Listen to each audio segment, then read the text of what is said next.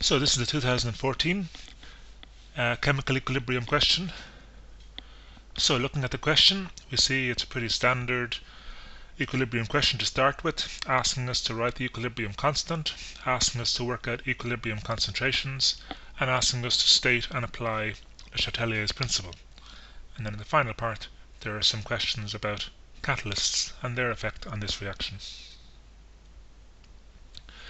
So we can start off with a very easy part, writing the equilibrium constant, where we know generally the equilibrium constant is the concentration of products divided by the concentrations of reactants, accounting for the number of moles of each. So we have N2 times O2 divided by NO squared. An easy 5 marks. The second question now is asking us to calculate the number of moles at equilibrium. So in this question we are given moles, but we're not given total volume. So strictly speaking, we can only calculate number of moles. We can't calculate moles per liter because we don't know the total volume. So we'll put in number of moles here in our initial change equilibrium table, or ICE table. So we know we have 2 moles of nitrogen monoxide. We know we have 0 moles of N2 and 0 moles of O2 at the start of the reaction, because we'll assume the reaction hasn't formed any products yet. Let's call the number of moles of product that actually form and are achieved at equilibrium X. The number of moles of product increase from 0 to X, so they change by an amount plus X.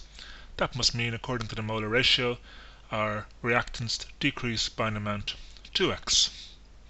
That gives us then the number of moles of each of these species at equilibrium, which we can now plug into our expression for Kc. Now we don't know the actual concentrations, but because the total volume is the same, that total volume upstairs and downstairs will cancel. So even though we don't know what it is, it'll cancel. So we can still use this expression asking for concentrations. We can still just use number of moles. So we've got x times x divided by 2 minus 2x all squared. We're told in the original question that's 20.25. So if I cross multiply, I get an expression x squared is equal to 20.25 upon expanding that out. And rearranging, I get this quadratic expression. So we now have a quadratic expression in x, where x is the number of moles of N2, what the question is asking for. We can solve for x using the minus b formula. You might just be able to spot here that we can also factorize. I've factorized here. You can equally use the minus b formula. And when we do so, we'll get 2 values for x, one which will be negative, one which will be positive. And we must take the positive value because, of course, number of moles and amount must be positive. So x here is equal to 0.9 moles. So when we add 2 moles of N2 into a container, 0.9 moles will form of N2 will form. So in the third part, we're asked about Le Chatelier's principle. So to state Le Chatelier's principle, of course, we can say that systems at equilibrium will move to oppose any disturbance. When a system is at equilibrium, it's in the lowest energy configuration. So if we try and distort that, the system will try and revert back to that low energy configuration. So we can say that Le Chatelier's principle states that systems at equilibrium move to oppose any disturbance, such as change in temperature, concentration, or pressure. And then we're asked, well, what effect will changing temperature, will increase in the temperature have?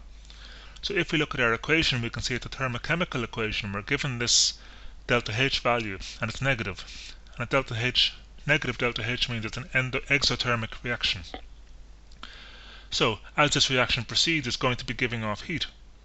If we increase the temperature, the reaction will try and oppose that. So it'll favor the reverse reaction towards the reactant side, or backwards reaction, because this will produce less heat, so it'll offset the increase in temperature that we have supplied.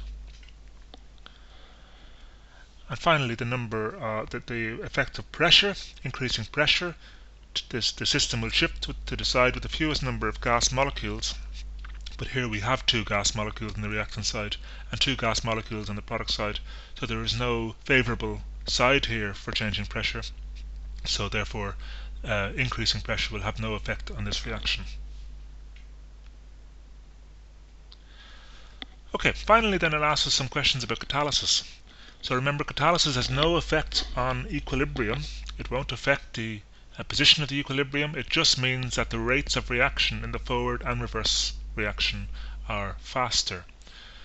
So, a couple of memory questions. Name two metals that are used as catalysts and catalytic converters. Very common metals that are used as catalysts are platinum and palladium.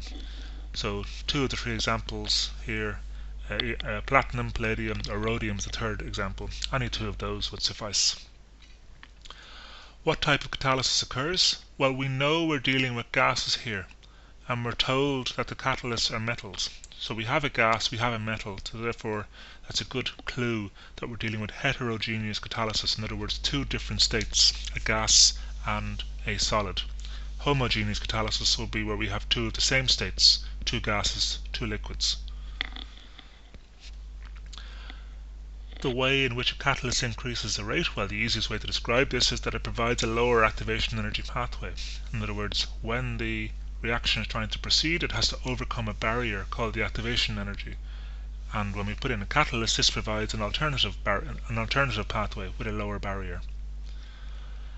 And then finally are asked about a substance that could poison the catalyst of the catalytic converter. This effectively means it interrupts the process of the gas adsorbing onto the surface of the catalyst. And two common examples here, unfortunately for this particular process, combustion engines, are lead and sulfur.